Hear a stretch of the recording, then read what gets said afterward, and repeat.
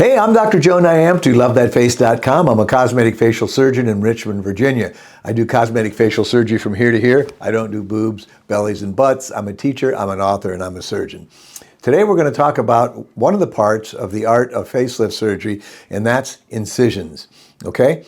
Now, this is a very important situation because if you want to know if a surgeon is really good, you can look at their facelift incisions after surgery. You look at their sideburn, you can look at their incisions in the front of the ear, you look at their earlobe, and you look at their back hairline. And all these things need to come together and be really natural. And for surgeons that are really good at this, you frequently can't tell that the patient had anything done. Now, some of this can involve the patient as well. Some people just don't scar as well as others. And, you know, when they have traumatic scars or abdominoplasty or other types of surgery, they have scars that don't heal gracefully. But your average person heals well, and the incisions are so important because when we do surgery, we literally take the whole face apart, okay? We're undermining everything, we're removing tissue, we're sometimes adding implants or things like that, and we do, hours worth of surgery, but the only thing that the patient sees, okay, is that incision. It's the only thing that their hairdresser sees. It's the only thing that their other doctors see when they go into their office for various examinations. It's the only thing their friends see. So that incision has to be really great. And I tell patients, it's your face, it's my reputation. And if you don't look good, I don't look good. So I really have spent a lot of time over the decades perfecting how I do my incisions. And probably maybe 5 or 6 years after I was doing facelift surgery, I started noticing referrals from hairdressers. And patients would come in, I'd say, well, how'd you hear about my practice? And they say, well, my hairdresser says that your scars are really good, and they see all kinds of scars. And I don't know if I realized it at the time, but that's a huge compliment when you get referrals from hairdressers or other doctors that look at the scars, okay? So this video, and I've done numerous other YouTube videos on incision scars, but what I do is this. I have over 10,000 pictures on my website, before and after, and pretty much, unfortunately, spend my whole life making before and after pictures because I pay incredible attention to making standardized pictures. When you look on the internet, you see before and after pictures where the head's big in the before and small in the after, and the shadows and the focus and everything, or some of them are just photoshopped. But anyhow, I have this folder, and when I have a before and after incision, I put it in the folder, and after that folder gets full, so to speak, I'll go ahead and use those to illustrate a video, and that's what I'm doing today.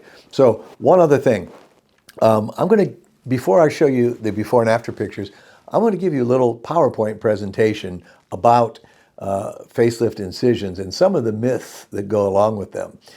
There's numerous ways to make incisions, and some people, because of social media, think, oh, there's only one way to do this, and if you don't do it this way, it's wrong. That's not true.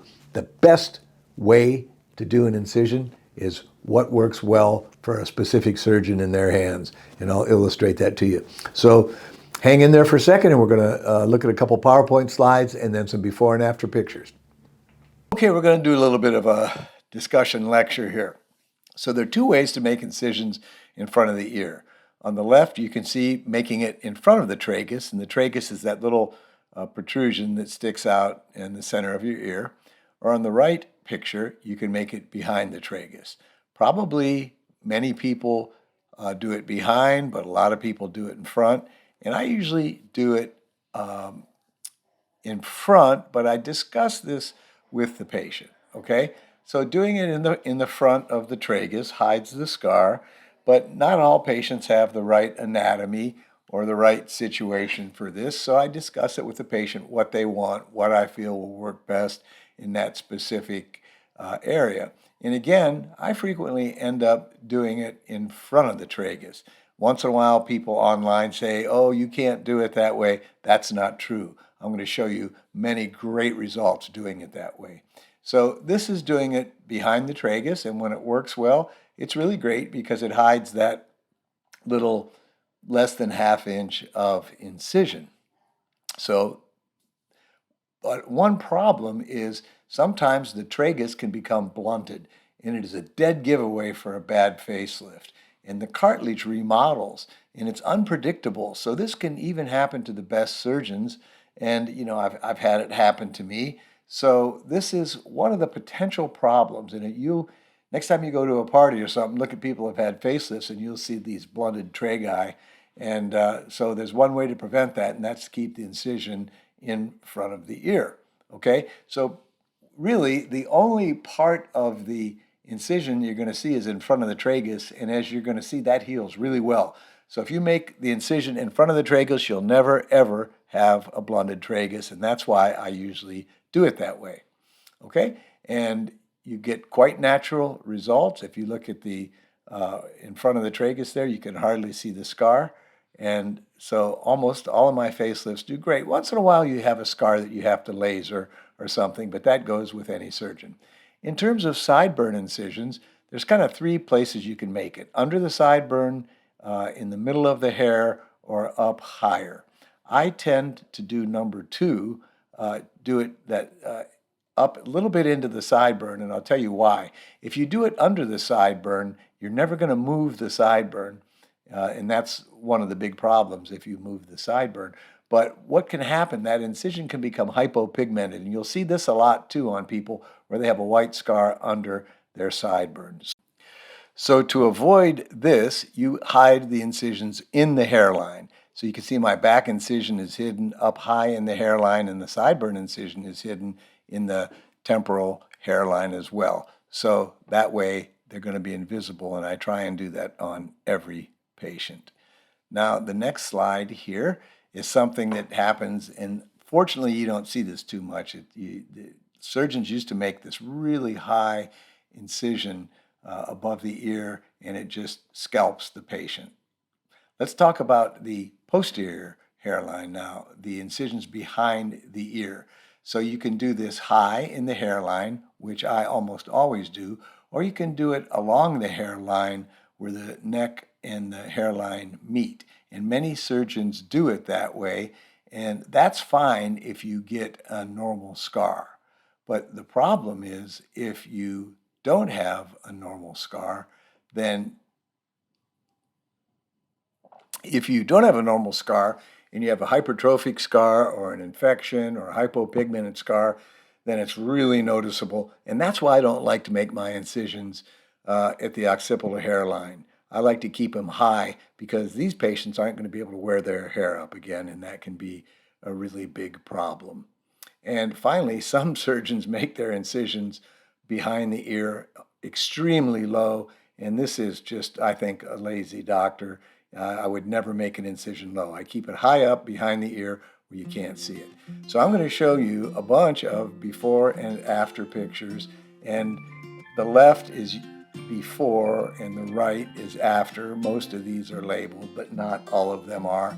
So instead of sitting here, and this is a bald patient, by the way, that worked out really well. So if you're good at your incisions, you can even do it without hair.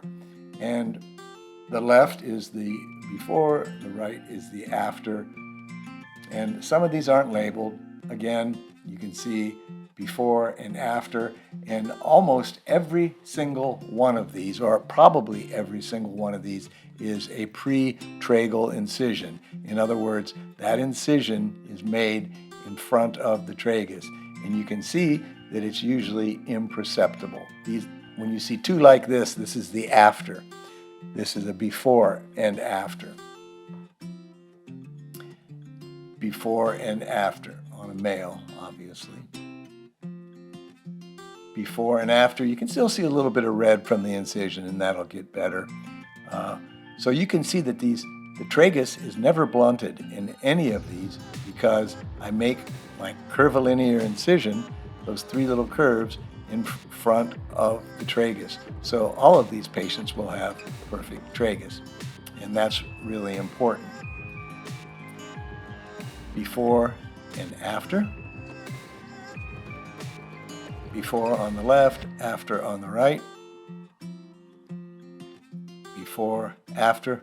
We're almost done, but I think you get the idea. Number one, that going in front of the ear is not a problem. It's actually very smart to do.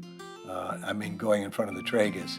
And number two, hopefully by now you can tell that I'm extremely serious and passionate about making pretty incisions, which is the surgeon's signature, as I said.